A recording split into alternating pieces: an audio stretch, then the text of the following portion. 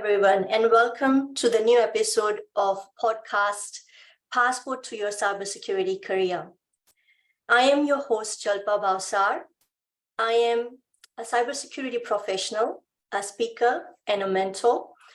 And I invite cybersecurity professionals around the globe to share their success stories with their career journeys and how they broke into cybersecurity that could help someone else going through that journey right now. So my guest today is Holly Wright.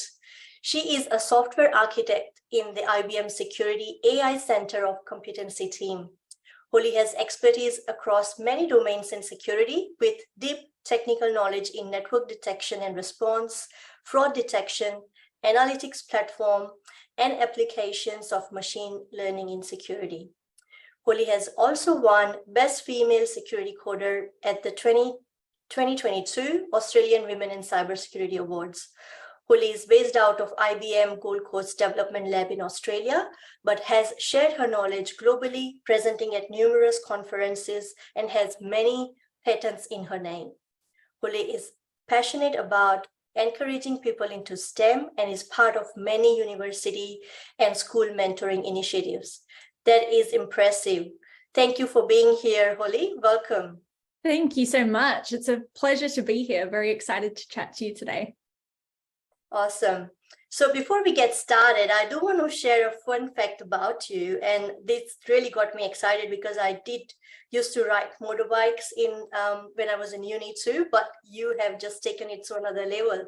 So you do adventure riding where you pack all your camping gear onto your bike and travel around finding difficult tracks used to get to your destination. So from what you have told me, you have ridden your bike in Sri Lanka, Europe, and all over Australia. Tell me about that. Yeah, no, that's it's a little bit of a fun fact. I feel like it's not super common to come across female cybersecurity professionals who ride motorbikes. So I thought that would be a fun little tidbit to share with people. Yeah, it's challenging. I think it's a cool way to get around the country and really be part of when you're traveling, you're part of the environment. And it's challenging mentally, it's challenging physically, and it's a great hobby, I think. That's awesome. I agree. It's a great hobby and it takes a lot of courage to do that as well. And do you ride alone or do you ride in a group? Yeah, usually there'll be multiple people riding. So we've all got our own bikes and our own setup. But that's part of that's actually the best part, is having other people. So when you get to the end of the day, you'll sit around and say, oh, how amazing was that? Or how scary was that? Or just reflect on the day. And that's definitely one of the best parts of it. That's fantastic. Thank you for sharing that fun fact with us. That's awesome. So let's dive into our episode today. I'm going to start with the first question for you, right from where you started. So tell us about, what did you study? Like, what's your educational background? And what did you have in mind at the time? What career were you thinking you want to have? Yeah. So cybersecurity was completely an accident for me. When I was in high school, I'd watched some documentaries. I actually saw that some people had teleported a molecule from one island to another. And I was like, wow, that's so cool. Imagine if I could be part of an industry that's, has the potential to help a lot of people and make a difference to, the world on a global scale.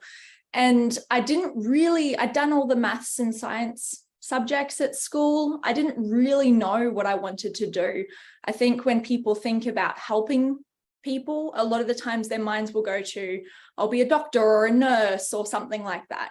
And so engineering wasn't really on my radar until, actually what happened was I didn't get into medicine. I tried to go for that. That was my first preference. I didn't get into it. And engineering was my second preference, given sort of my, science and maths background. And I think that was the best accident that happened to me. That was sort of step one. And that got me into a Bachelor of Engineering at the University of Queensland in Brisbane. And from there, I didn't even really know what an engineer did. I started going, I think most people think of people who build bridges and roads when they think of engineers. And so that's where my mind went when I first started engineering as well. And I just happened to come across some people who were studying or who were planning to major in mechatronics. And mechatronics is kind of a combination of a lot of engineering disciplines, but it's really heavily focused around like robotics and control systems. So using a bit of mechanical skills, a bit of electrical, a bit of coding to build sort of holistic systems. And so I thought, you know, talking to these people, I thought, oh, well, that actually sounds really cool. I'd like to learn a bit of everything. And, you know, robotics is kind of a bit more hands-on than some of the other subjects at university. So I, again, just happened to come across that as a pathway.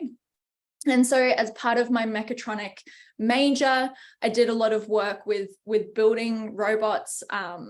I did some work in computer vision. So that was kind of my first exposure to machine learning was, you know, building robots that could find out where your hand was and then draw, you know, a smiley face on your hand as you're moving it around. So not super useful, but still good challenge all the same. So did a few robotics projects, and my thesis was in drones. And so again, another sort of machine learning application there, where I built sort of an algorithm to automatically tune drones. So somebody didn't have to sit there and you know, configure the drone themselves at first startup. And so through all of that, again, there's nothing, you'll note, nothing to do with cybersecurity so far, right? It's all pretty much robots. I did a little bit of coding throughout that, which was enough to sort of get me my first internship, which was with IBM, and specifically with IBM Security, the development lab that we have on the Gold Coast. And all of my security knowledge has been on the job. It's all been stuff that I've learned along the way. That's amazing. Thank you for sharing, Holly. And I love your, you know, attitude of learning new things and diving from, you know, thinking of medicine and then going into electronics, but also having that higher purpose of trying to help people and also make a difference. That's really amazing. And that there's something common between you and me. I also wanted to get into medicine and I couldn't. Just short of 10 marks, and that's how I got into engineering and then ended up in cybersecurity. So there you go. You go. Yeah. So tell me, when did you think about transitioning to cybersecurity, or did it happen naturally, like organic change? I'm assuming that it wasn't really cybersecurity when that happened. It probably was IT security or InfoSec or whatever it was called. Yeah. So, I mean, my first internship I did at university was in sort of power and electrical systems. And it was more the fact that, you know, I had that experience. I didn't love that. I didn't feel passionate, I guess, about that industry at the time. And so it was more sort of doing the internship in the cybersecurity industry and actually starting to get a bit of an understanding about you know, why, I guess the fact that this isn't an area where you can actually help a lot of people, right? You can build something that can then go and protect hundreds of thousands of people around the world if you know, come up with a clever way to stop a cyber attack or mitigate a cyber attack. And so for me, yeah, getting into cybersecurity was really just having that exposure through the internship and then going, you know, I don't know what my career trajectory is from here, but I'm enjoying it at the moment and I'm going to keep learning and keep growing in this field. And so that's really how I ended up where I am. That's amazing. So were there some particular skills you gained through your studies or internship, or did you prepare for some skills that help you get into cybersecurity? Yeah, I guess the skills, if I reflect back, I think there's kind of two areas. I think having a different background has actually been quite helpful for me. You know, having that IoT and that robotics background has actually served me in some cases where I could bring a sort of different perspective to the conversation where, you know, I understand a little bit about how IoT systems work, and you know, by extension, how a lot of critical infrastructure works. And securing critical infrastructure is obviously a very important and very topical area of discussion at the moment. So having that background in robotics has served me to some degree in understanding what the unique challenges are about robotic applications, what's going to be a likely solution that works from a security standpoint, or, you know, it's going to be impossible to get everybody to patch all of their IoT devices all the time, right? So what else can we do if we're assuming that that's not going to happen? What's the next layer of security we can add? So having that perspective, I think, has helped me think a bit differently to other people who might have just had a classical cybersecurity background. And I think just, I guess that's one thing I want to emphasize, is that you don't have to have had sort of a formal cybersecurity education to bring value to a cybersecurity discussion. Sometimes it's the very fact that you have a different background that ends up being, you know, the reason why you come up with a new and inventive sort of solution. And then on the other side, I would say, you know, basic engineering was great for the basic sort of programming skills, the problem solving skills, which is very much and baked into everything that you do. That's very, very transferable, as the critical thinking and the problem solving skills. But I think you hear this a lot now, but also communication skills and being able to build relationships with people and communicate technical concepts in a way that doesn't use a lot of security jargon. I think there is a tendency for people who are, you know, real whiz security experts to use a lot of jargon, which makes it very difficult for other people to be included in the conversation, even when the conversation isn't particularly hard to wrap your head around. It's the fact that we, you know, we have a tendency to use words that are not super accessible to the layperson, which makes it hard to have those conversations. So I definitely think, you know, communication skills and presentation skills, that building that up through university and through on the job, that has definitely served me well as well.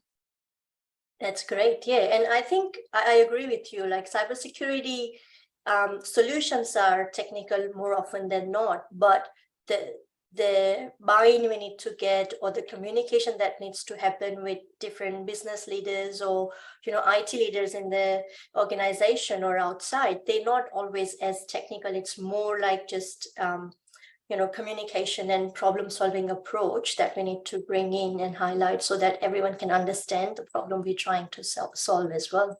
So yeah, thank you for sharing that.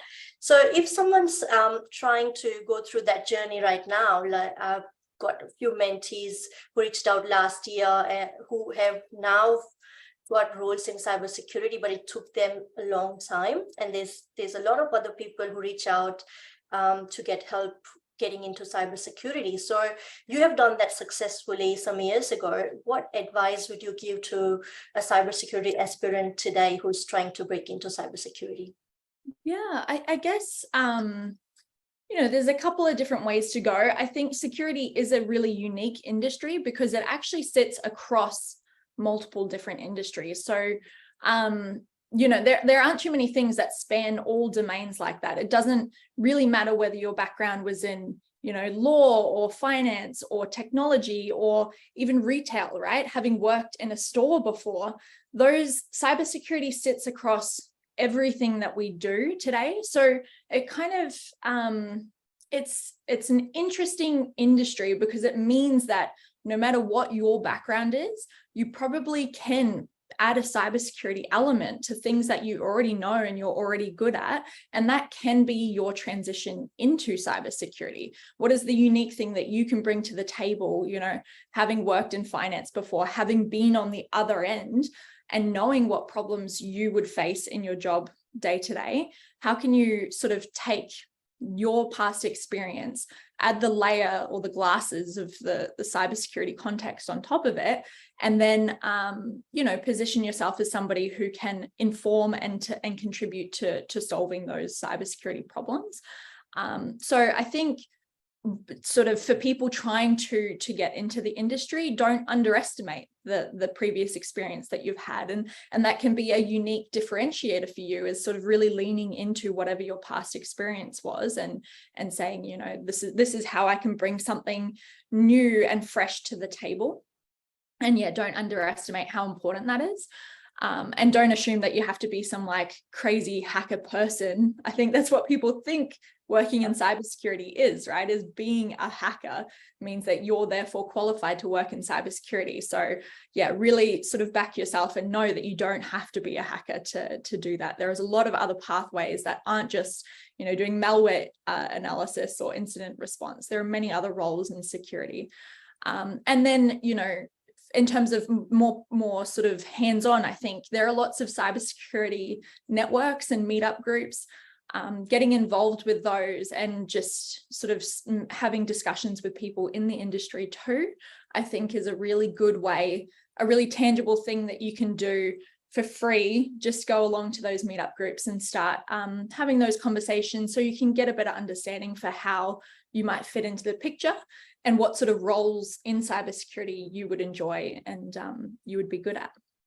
Absolutely, yeah. And I think time and again, the guests on this podcast are sharing that how valuable it is to come from a different background, bringing different ideas and diversity. That's helping us all in cybersecurity as a whole. And, thank you for sharing that. I think the power of transferable skills hasn't been, talked about enough, or it has been talked about, but not shown how it can be used practically or demonstrated during an interview process, or even hiring manager tapping into some of those areas.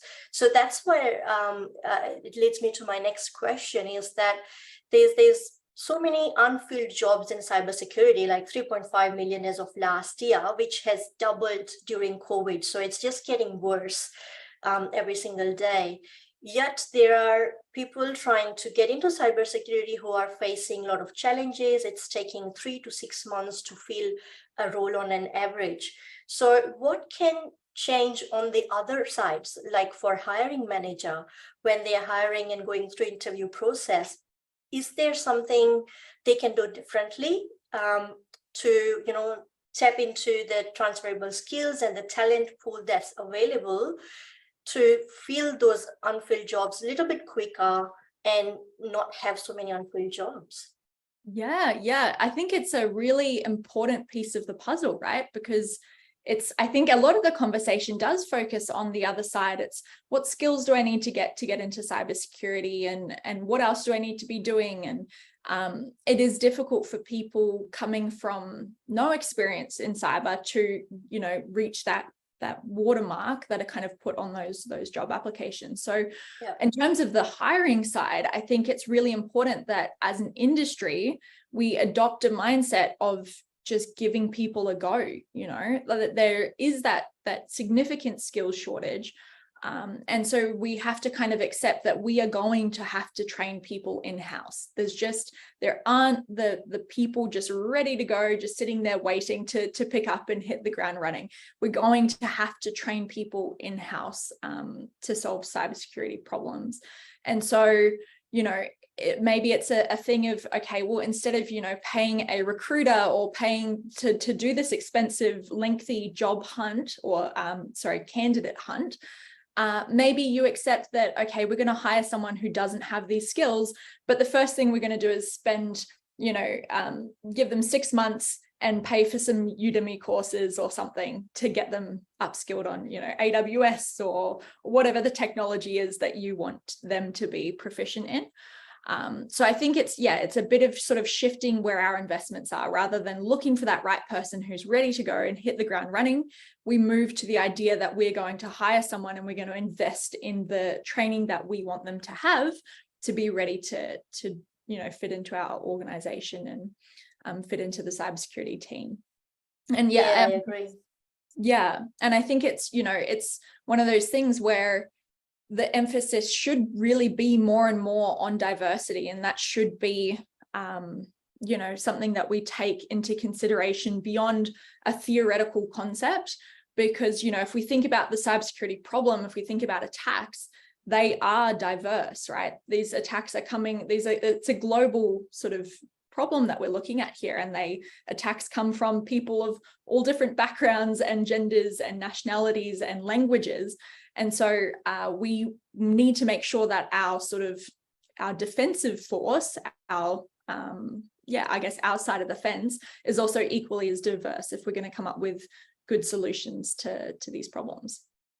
Absolutely. And I think that the theme that is emerging is that there needs to be a little bit more patience and investing of time and, adjusting this people's skills to let them develop the skills. So, yeah, I think that that's really important. And having that diversity that is going to help us in a long run, because at the moment, like there was a survey last year by RMIT University that was more focused on gender balance, but it also had a demographic of the current cybersecurity workforce, and it's mostly male, mostly from similar background and thinking similar way as well. So I think it's time we add more diversity to it, so that there is diversity of thought and ideas. And as you mentioned, we can even defend better if we have that diverse set of people defending on our side as well as the attackers are doing. So, thank you for that. So it's been lovely chatting to you, Holly. Are there any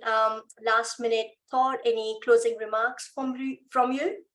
Yeah, I mean, I guess it's just, I'd love to see more people getting involved, and I'd love to see you get involved with the meetup groups, get involved with whatever cybersecurity things are happening in your community, even if you're not necessarily considering a job change. You can just come along to find out what it's all about. And that's one way for you to also contribute to the cybersecurity community, is even just coming along and having conversations with maybe the people who are building the tech or the people who are doing the defense, adding your perspective into that conversation. And like I was saying, you'll always hear the super whiz kids like using all these techie terms, but a lot of the cybersecurity concepts are not. There's lots of analogies we can use, lots of examples we can use, and I think a lot of them are quite easy to get your head around if we can kind of frame the conversations in ways that are accessible for everybody. So I think if you are part of the industry, my ask is to, whenever you're talking to somebody, it doesn't matter who it is, use the most basic language you can use, right? Pretend you're talking to your family members or somebody who's not from a techie background, because I think that's a really important part of the overall problem, and how we're going to solve this at scale is making everybody feel empowered to contribute to the cybersecurity conversation, not making it feel like you have to be, somehow qualified, you have to meet some sort of bar or some sort of hurdle to jump over to contribute to the conversation and have your opinion heard. So I think that's my closing remark. That's amazing advice, Holly. Thank you so much for sharing that. And I love the enthusiasm and passion, and that reflects in your voice. Thank you so much for coming to this podcast today and sharing your insights and your journey with us. I'm sure that it's going to inspire a lot of our listeners out there. It's invaluable. Thank you so much. Thank you so much for having me. It's been an absolute pleasure. Thank you. Thank you. And just a call for action for our listeners. Let me know how you found this episode, how you are finding this series so far. And if you have any feedback, or if you want to, star on this podcast, if you want to share your journey, please reach out to me. Thank you.